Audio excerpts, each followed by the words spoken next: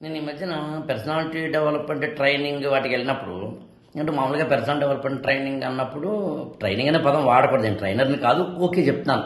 ఒక మోటివేషనల్ స్పీకర్గా వెళ్ళినప్పుడు మాకు 3 రకాలైన వేదికలు ఉంటాయండి.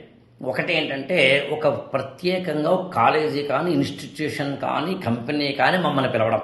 ఆ కాలేజీ పిల్లలు మాత్రమే, ఆ ఇన్స్టిట్యూషన్ వాళ్ళు మాత్రమే, ఆ కంపెనీ సంబంధించిన ఎంప్లాయీస్ మాత్రమే ఉండే ఒక గ్రూప్. దాన్ని క్లోజ్డ్ గ్రూప్ అని పిలవచ్చండి, ఫిక్స్డ్ గ్రూప్ అని పిలవచ్చు. అలా కాకుండా ఒక ఈ సంస్థకు సంబంధించిన వార్షికోత్సవము లేదా యాన్యువల్ డే లాంటివేదో ఇంకొక సెలబ్రేషన్ ఉన్నప్పుడు, ఉగాదికో సంక్రాంతికో బతుకమ్మకో మరొకటో ఉన్న ఒక ఫంక్షన్ అయితే దానికి అనేక మందిని వాళ్ళు పిలిచినప్పుడు అందులో వేరియబుల్ ఆడియన్స్ ఉంటారు. అంటే ఒకడికి 16 ఏళ్ళు ఉంటే ఇంకొకరికి 60 ఏళ్ళు ఉంటాయి. అదే ఒక ఇంజనీరింగ్ కాలేజీ నన్ను పిలిచారనుకోండి, 3rd ఇయర్ 4th ఇయర్ వాళ్ళని కూర్చోబెట్టారనుకోండి, అందరిది ఏజ్ గ్రూప్ ఒకటే, అందరూ ఒకే కాలేజీ చెందిన వాళ్ళు.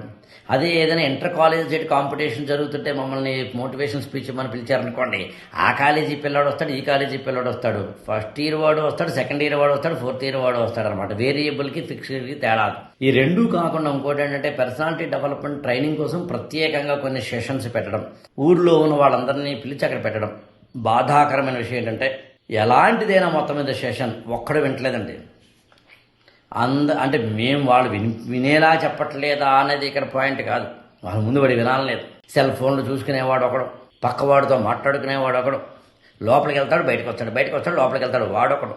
అంటే ఒక్క మీద చెప్పాలంటే చదువు పట్ల, విజ్ఞానం పట్ల, వ్యక్తిత్వ వికాసం పట్ల, ఎదుటి వ్యక్తి పట్ల గౌరవం లేకపోవడం. అప్పుడు మీరు అన్నది చదివేంటి సార్, వాళ్ళని అట్రాక్ట్ చేసే స్థాయిలో చెప్పాలి కదా, మీరు అన్నీ అలాగే చెప్తాను.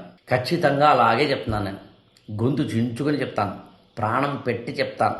నాకు తెలిసి బాడీ లాంగ్వేజ్ని, కవితల్ని, కొటేషన్స్ని, సినిమా డైలాగ్స్ని, అనేకమైన అంశాలని, ఎమోషన్స్ని, హాస్యాన్ని ఇమిడ్చి చెప్తాం. వింటలేదండి. మనకి ఇవాళ ఒక విధమైన నెగ్లిజెన్స్ వచ్చింది సమాజంలో. మీ ఇంట్లో కూడా, మీ ఒంట్లో కూడా అలాంటి నెగ్లిజెంట్ పర్సనాలిటీ ఉంటే ఫస్ట్ డే నుంచే కట్ చేయండి. ఎవరిని విమర్శించడం, ఎవరిని తక్కువ చేసి చూడడం మంచిది కాదు. ఉన్నంతలో ఇప్పుడు నేను కూడా మీకు ఇలాంటివి చెప్తున్నప్పుడు ఆవేశంతో ఇలా ఉండండి అయ్యా బాబు అని చెప్పే ప్రయత్నంలోని ఆవేదన తప్ప ఆగ్రహం కాదు. దీన్ని ధర్మాగ్రహము అంటాడు మహాభారతంలో ధర్మరాజు. ఈ ఛానల్ని లైక్ చేయండి, షేర్ చేయండి, సబ్స్క్రైబ్ చేసుకోండి.